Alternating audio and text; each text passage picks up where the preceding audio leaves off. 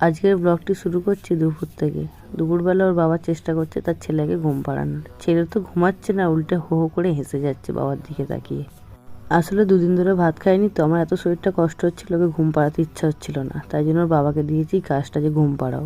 কিন্তু বাবা ঘুম পাড়াবে কি, ছেলের দুষ্টুমি দেখে বাবাও হেসে যাচ্ছে আর বাবার পা ব্যথা হয়ে যাচ্ছে এইভাবে ঘুম পাড়াতে।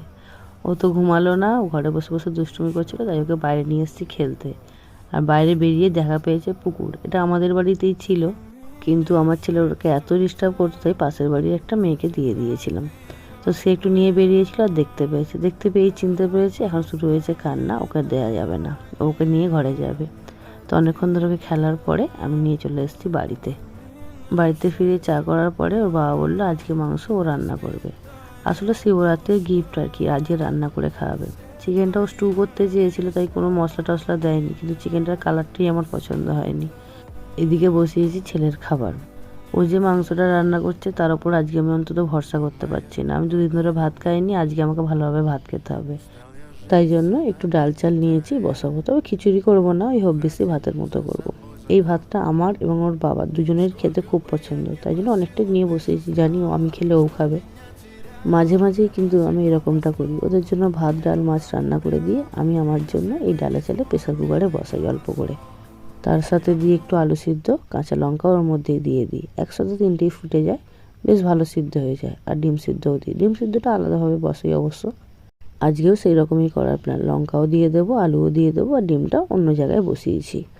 শিবরাত্রির বার ভাঙলে নাকি একটু মাছ খেতে হয়, তো মাছটাও ভাজবো। মাছের ঝোল সকালবেলা করেছিলাম, আমার জন্য রেখে দিয়েছিলাম, কিন্তু ইচ্ছা হলো না যে মাছের ঝোলটা খাই এটার সাথে একটু অল্প মাছ ভাজাই ভালো লাগবে, তাই দুজনের জন্য দুটো মাছ ভাজাও ভাজবো। মানে একবার ভেবে দেখুন, আমি বার করলাম, দুদিন ধরে আমি ভাত খেলাম না, ও কিন্তু ভাত খেলো, লুচি খেলো, সাবু খেলো, সব খেলো, আবার আজকে এটাও খাবে। কীরকম উপরি পাও না বলুন তো। তবে আজকে রাগালে হবে না, আজকে কিন্তু বেচারা বিকেল বিকেল মাংস নিয়ে এসে আমার জন্য মাংস বসিয়েছে। কিন্তু ওই যে ঝাল মশলা নেই, ওই মাংসটা আমার পছন্দই হয়নি, কালার দেখেই পছন্দ হয়নি, খাবো কি বলুন তো। আর রান্না করতে করতে এখানে এসে দেখছি ছেলের এই অবস্থা। আমার একটা লিপস্টিক কোথা থেকে পেয়েছে আমি জানি না, সেটা খুলেও ফেলেছে, খুলে ফেলে মুখের মধ্যে মেখেছে, দেয়ালে মাখিয়েছে, খাটের কোণটাতেও লাগিয়েছে জানেন। ও যখন চেঁচামেচি করে, মানে ওর আওয়াজ যখন পাওয়া যায়, আমি জানি ও ঠিকঠাক কোনো কাজ করছে, আর যখনই ও চুপচাপ বসে থাকে তখনই জানি কোনো না কোনো একটা দুষ্টুমি করছে। আর এসে দেখছি আমার এত স্বাদের লিপস্টিকটা এরকম অবস্থা করেছে।